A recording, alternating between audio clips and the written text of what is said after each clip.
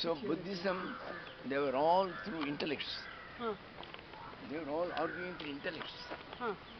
And all the people were also highly intellectual at that time. So he had to start from that level, Shankara. So he started that level and he was defeating them all. But then in due course what has happened is our wits have become dulled. So we were not able to cope up with such high intellectuality. So at that time Ramanuja came. So Ramanuja, if you were to give the same this thing, then it wouldn't have made any appeal at all. So he had to start at this level in order to make them come to the reality. That's all.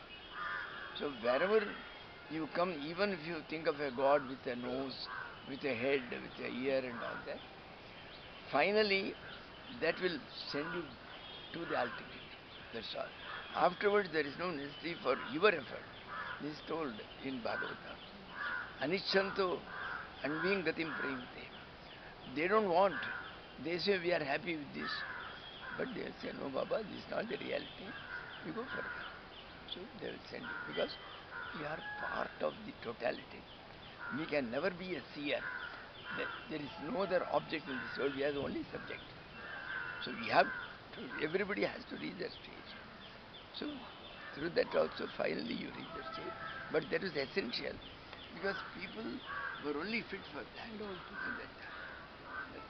So it is actually more of a sort of for the mental adjustment of the people rather than absolute reality. See, they have come as world teachers, so they have to adjust themselves and give their doses according to the fitness of the people who are going to take it.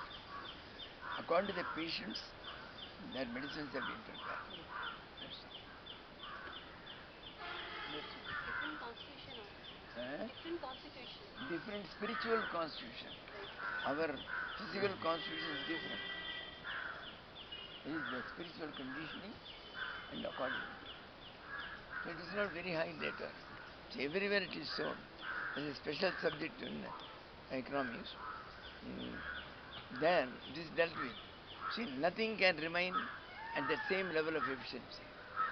See, they put various, they call it some various circles and they give the example.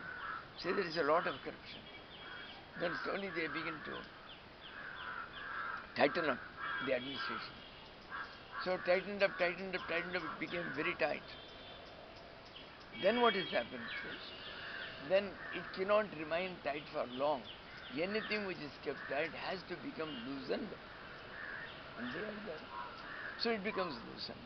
So similarly, the Advaita was the highest. You couldn't remain at that level saying that I am the self, I am the self, I am the self.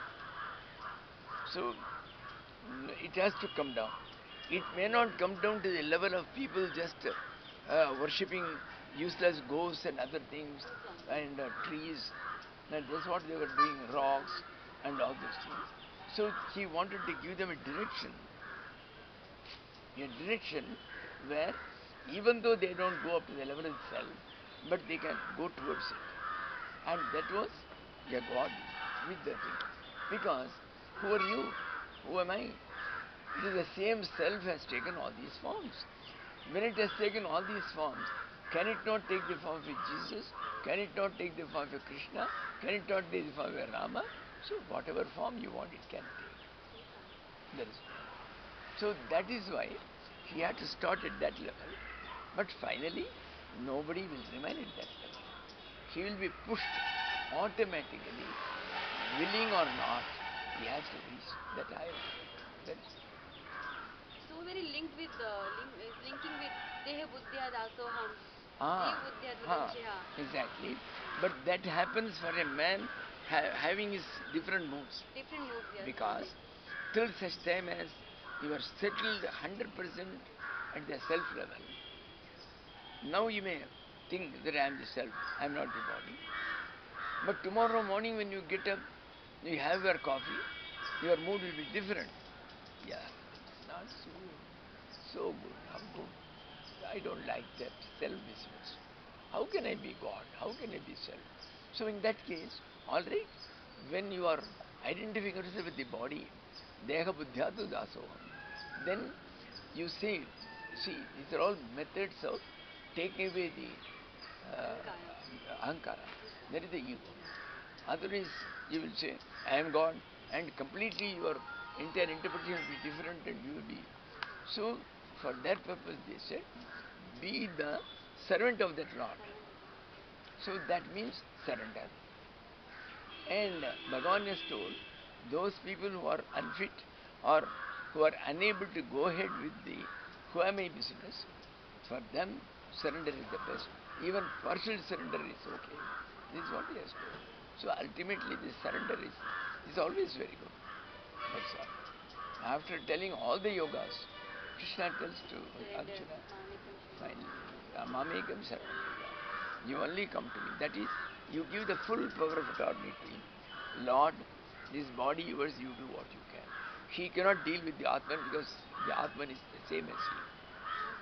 So there is no question. Let him do anything with the body. That's all. You tell him, you do whatever it is. I have given you the power of attorney. The full power of attorney. Swamiji, I was thinking about it now today. And I was thinking whether Lord makes me behave as a Ravan or a Ram. It is not my will. It is His will through this body. He will. See, His will, and it is only a drama, yeah. Yes, sir. It's only a drama. See, the moment you know this life is only a drama, why did see a God who is such a nice workman, who has given you RNH, DNH, then what you call the genetic codes, which it will take 1,000 years for them to decode even 20% of it. They are unable yet to decipher the Mohenjo-daro code, which was obtained some 200 years back. Even that is easy enough. Because there are millions of codes. Because every day some new diseases come. For every disease there is a change in the genetic codes. So it is not so easy.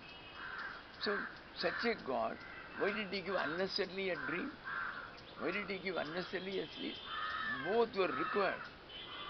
Because you have to analyze it.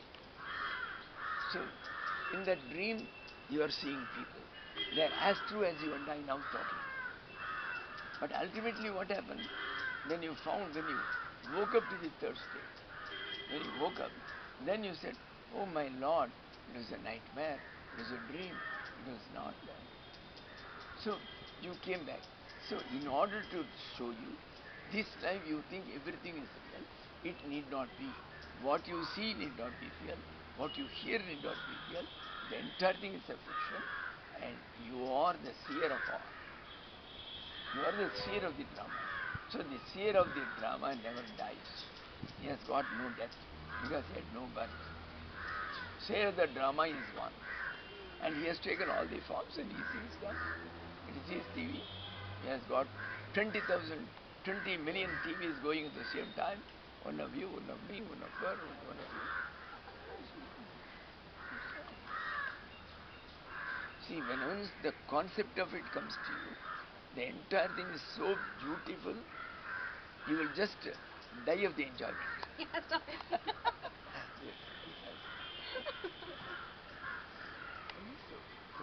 Swamiji, once in Bangalore you were talking about energy. And we were saying when we think of energy, normally human beings think of electron, photon and this and that. But it was really not energy in that sense.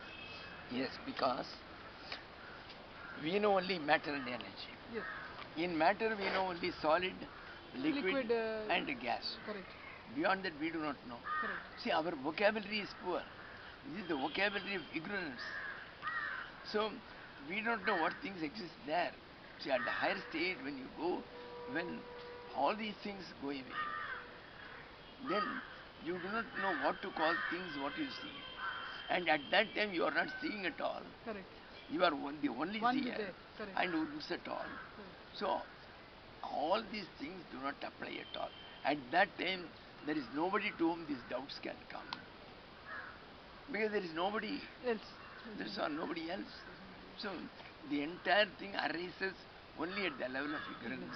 So the answer can be only in the language of ignorance. That is why you call it energy. You call it energy because it is nearest to it. Because You throw a stone at the bulb. Can the electricity die? No. Can you pierce it through a sword? So these are all the qualities given for the Atman in the this thing. So what will you call? You call the nearest is like it's a living and loving energy. That's all. That's all you can call. It's a living and loving energy. It can't respond to your love. In electricity, cannot respond to your love. Correct. You tell the electricity, don't shock me. I am going to deal with you with empty hands. I am going to deal. It won't heat. It will shock you. It will give you shock. That's right. So, when we talk, even after studying anything, we still talk in ignorance only. See, if you ask, if you go to Eskimo land and ask the Eskimos, what do you call this idli? There is no idli at all there. So you won't find in his dictionary. That's all.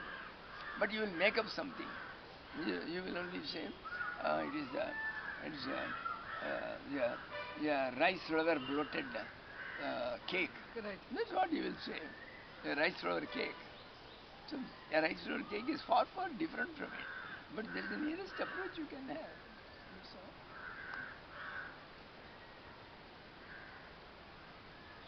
Everything becomes clear.